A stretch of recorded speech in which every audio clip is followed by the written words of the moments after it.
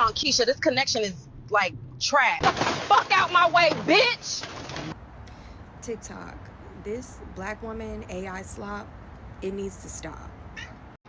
I know that a lot of you are sharing this content simply because it's funny, and some of it is funny, I'm not even gonna lie, but you have to realize when you're the butt of the joke. Okay, you have to realize that they're talking about us as black women, and by extension black men too, but for some reason a lot of them don't understand that, and a lot of them are sharing this nonsense because it's simply making fun of and degrading black women specifically. We haven't had this Google AI video maker thing for like a month yet, and this is the content that is constantly being pushed out, mainly stereotypical racist content and mainly pointed at black women. I've noticed that whenever they're referring to black men, they usually use like gorillas in the AI content, and sometimes with black women as well.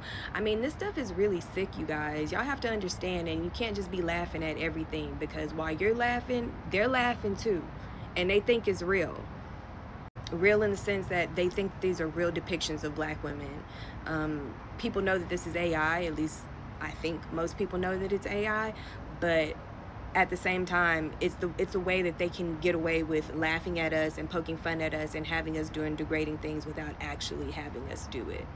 But it's the fact that it's a lot of us sharing it. So y'all gotta stop that shit. Do not, like, if you catch your kids watching this type of content or whatever, and they're just giggling and sneakering or whatever, stop it. Like, nip that shit in the bud, because you don't know what this is going to grow into. They don't have the media literacy yet to understand that these are harmful stereotypes that are directed specifically at black women to tear us down. The CIA must have really done a number on us, because back in from 2012 to 2014, where there were more conscious black people, that's where the whole term woke came from, around that time span or whatever, and people were proud to be woke and whatnot, and this was before the racist white Republicans co-opted the term and completely took it over and bastardized the meaning of it, which is something that they often do. It's a psyop, psychological operation. And that was about maybe 3 or 4 years of like black people really hardcore wanting to separate, wanting to form our own schools and whatnot. This is when Dr. Umar came out real heavy, and a lot of other black conscious creators out there. A lot of them, most of them were scammers though, we found that out. But it was the yearning, it was the need that was there. It was the fact that black people were seeking something outside of themselves that was not related to the white supremacist power structure.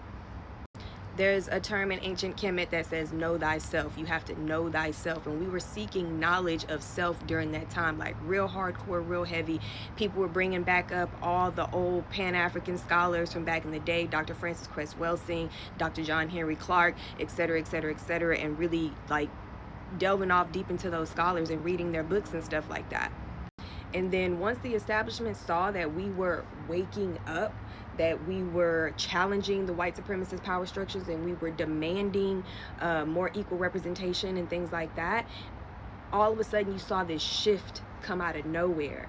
You saw the red pill content get real big, and you saw Kevin Samuels and just a lot of male-centered patriarchy type content come out. And ever since then, it's been downhill, y'all. Ever since then, it has been down the fucking hill. The amount of just random black men I have to constantly block on this app daily, who just get on here to make lives and videos about how much they hate black women and how we can't get a man, and you know how we got BBLs and fake hair and fake lashes and stuff like that. It is just astronomical. It was not like this in 2014. It was not like this in 2013. It was not. It was a lot more black men actually trying to do right, worried about their education, wanting to go to school, wanting to better themselves. It was a lot more of that. It was a lot more respect.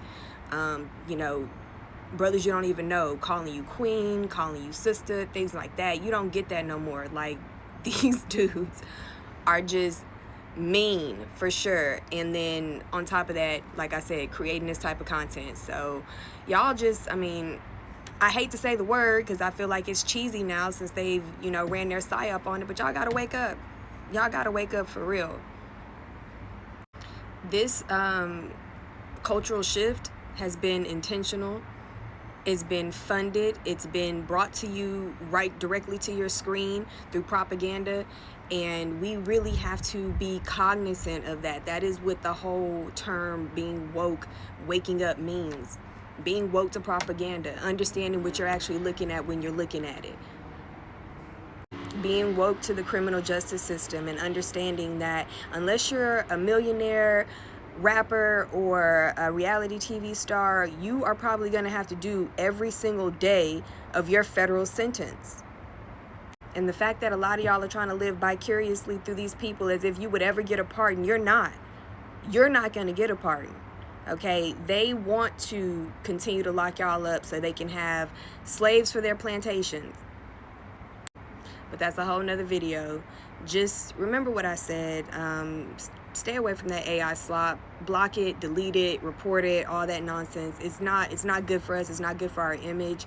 And it's only going to reinforce, I mean, it's meant to do this. It's meant to reinforce these negative stereotypes so that people can continue to treat us like shit because they feel like they can because of stuff like this.